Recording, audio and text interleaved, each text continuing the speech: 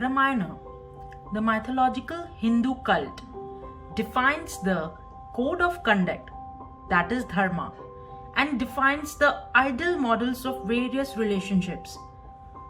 The stories of Ramayana may sound dramatic to new generation, as they are more interested in practical life and technology.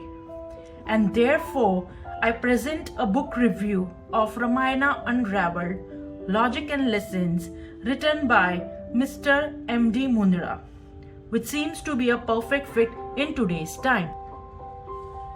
Hello readers, welcome to your own channel, The Reader's Barrel. This book, Ramayana Unraveled, is an intrigue novelization of the Hindu epic Ramayana, and the evocative storyline will keep you on edge till the very end. The profound messages and management fundas mentioned in the book makes you feel enriched and uplifted. The author is himself known for using lessons from Ramayana to solve many issues in his daily life. With his diversified interest in psychology, philosophy, astrology, in addition to his field of management, the author has woven the whole narrative in a scientific and logical way.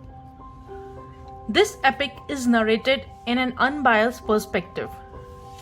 As you can see here, different colors and bold highlights made in the book emphasize the important takeaways from the book. This well-researched book is a brilliant retelling with many self-help aspects. If you boast about knowing Ramayana, there are still few things which would make you think twice. For instance, this book is well laid out into 29 chapters. An author did a fabulous job of outlining the character from both the caps. As you can see here, the character descriptions have been given. Here the flow diagram of Ram's family is mentioned, as well as the Ravan's clan is also mentioned in a beautifully picturized manner. Apart from the different definitions of different concepts and different words that are used in Ramayana has also been mentioned before the start of the chapters. Without giving much, I would still highlight some interesting facts that I found amusing to read and which I would read for you as well. For instance, here you can see the chapter 3, the three women, the genesis of the first war of the universe. How and why did the three women, Vedvati, a lady saint, Surpnakha, Ravan's own sister, and Ramba, an Apsara, a beautiful dancer, wrote death in the destiny of Ravan? Let us find it out. Here you can see, I have highlighted it to make it more prominent. Women have the inherent expertise in expressing their feelings, as well as hiding them depending upon the demands of the situation. No one can fathom the depth of the oceans of emotions of the women and their thoughts. This makes them powerful and keeps them in control of the situation. It is the women who have created the history. Ravan's case was no different.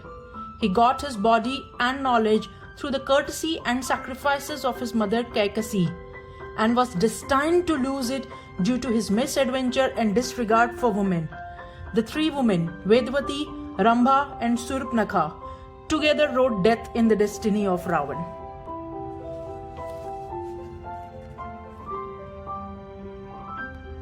Here you can see, would it be right to win Sita in a contest by stringing the Shiv Dhanush? I love her too much to treat her as a prize of a contest. He coolly inspected the Shiv Dhanush, closed his eyes to seek blessings of his parents, Guru Vashisht, and then with a lightning speed he lifted the bow. The people heard a loud noise that resembled cloud thundering, and the very next moment they saw two pieces of the bow lying on the ground. No one saw Rama bending the bow or stringing it. Rama has accomplished the whole task in less than a fraction of a second. Rama has making it impossible for human eyes to record all activities distinctively involving the breaking of bow. Or we can see in chapter 10, the drama begins, Kaikeyi in action. Why did Kaikeyi exile Rama despite her known love for him? Did she analyze the results of her action on her name and fame before asking the boons from Dashrath? So here is what she thinks. History will always disgrace me as a jealous stepmother, forgetting my extreme love for Ram. Love at times does demand separation for the benefit of one you love. But there will always be different opinions among the historians and the readers too. Some will be totally unkind to me and blame me. Some others will call the whole episode as an act of God. Only a few intelligent among them will be able to decipher and understand my role. They would surely reveal to the people sooner or later that I exiled Ram to help him and help Ayodhya and the world. Her mind got connected to Rama's, and she surmised Rama was in a dilemma too and wanted her to act in whatever way she could to avert the event and send him to the forest to save the world. The thought of Ram and his needs cooled her mind. But bubbles of anxiety surface again. She thought, why should I do the ungrateful act of exiling Rama? Or in chapter 14, Surpnakha and her cousins. Why did Surpnakha meet Ravan in Darbar instead of meeting him at home? How did she persuade Ravan to abduct Sita? Why did Ravan agree? With no foolproof strategy in sight, Surpnakha gave way to despair. But the immense desire to avenge the death of her husband was continuously stirring her mind and keeping it super agile. Someone deep in her mind suggested the winning strategy. Ravan will not fight a war for me, but he can do for Sita. I must use her as bait in addition to making my dishonor look like a disgrace of whole womenfolk of Lanka. A crooked smile ran over her lips. She made minute plans to implement her strategy. She did not do anything to heal her nose or ears and allowed them to bleed, soaking her clothes in blood. She went to Lanka to meet Ravan, but not at his palace. Instead, she hid herself on the outskirts of Lanka. She wanted to meet Ravan in the presence of all, and that too in a dramatic way, giving sane ministers like Vibhishan no time to react and nullify her strategy. As you can see here, this is the picture of Surpnakha creating whole drama in the Ravan's Darbar. Again, this one is very interesting. Chapter 19, Ravan's master stroke, Vibhishan. Why did Ravan expel his younger brother Vibhishan? How should the conferences be held by leaders? Management students should know about the SWOT analysis. SWOT, strength, weakness, opportunity and threat. And that is what Ravan is doing right now.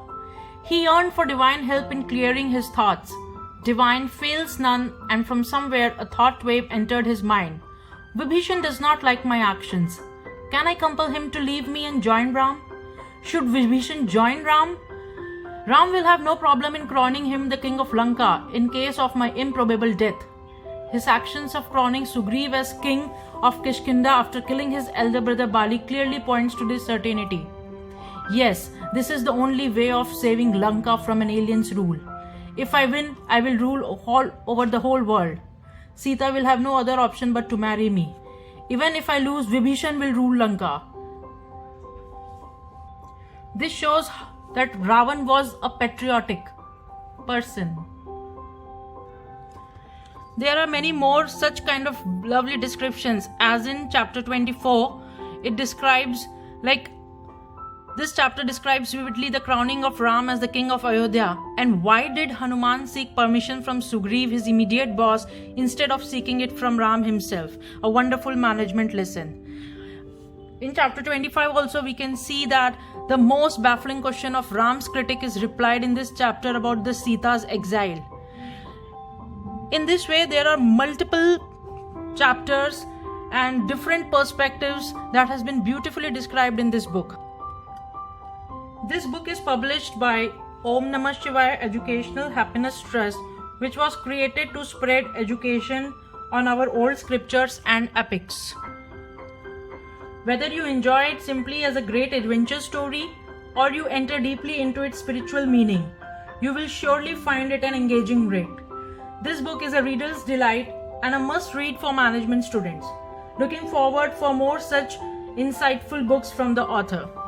I hope you people enjoyed this book review, and I'll share the Amazon link where you can find this book. That's all for today. Thank you.